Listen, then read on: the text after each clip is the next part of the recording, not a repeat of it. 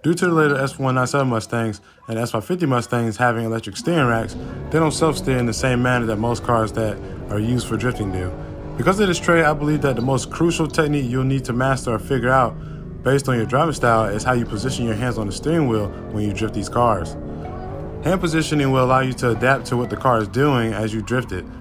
I'll give you a couple of examples. When I use the handbrake, or if I'm drifting on a smaller course, I will use one hand and the palm of my hand to guide the steering wheel through its travel.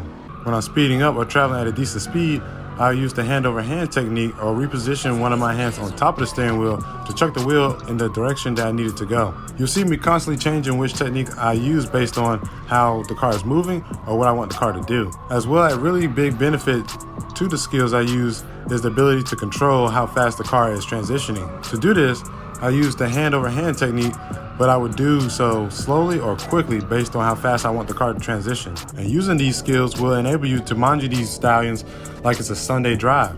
While we're on the topic of transitions, you can either use the handbrake, foot brake, clutch, or a combination of each to control the car's transition speed and how it sets to angle. Usually I use the handbrake to slow the car down through transitions, especially if I was running tires that had barely any side bite. But I also use the foot brake and slip the clutch to control my car's wheel speed, thus allowing me to maintain or balance how much grip I have in the rear. So let's go more in depth with that. With my driving style, I want the car to snap to angle and hold it. Honestly, it's hard to do that with the little amount of angle I have, and the car might not always snap or hold the angle. Therefore, right as I transition, I use the foot brake to cause the car to nosedive, which causes the rear to lift and rotate. Essentially, I'm using the foot brake to force the car to pivot quickly or slowly while slowing down my momentum to the perfect amount of speed I need. With the clutch, I use it to maintain my wheel speed if I need to slow down the car, or even stall my wheel speed if I'm tandeming. The way I do this is by slipping the clutch while feathering the throttle. I can even control how my LSD locks and unlocks by using this technique, which enables me the ability to fine-tune my grip based on what I need as I'm driving.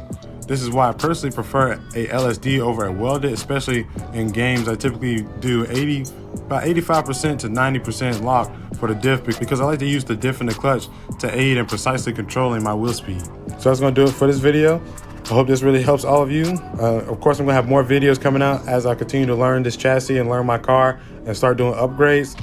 And I really appreciate all of you that have been hitting me up, asking me different questions on what it is that I do and my setup, etc., etc., etc. And it's also really cool to see that some of you are actually taking information from my videos and are able to apply it to your car and your driving and actually go out there and shred just like I do, or just like any of the pros do. And as well, if you want to support me in my journey, feel free to go to my website and purchase a hoodie or a shirt. It'll greatly help me with doing events or even getting tires, upgrades for the car, and allow me to continue to produce these videos for all of you to enjoy. And I'll see you guys in the next one.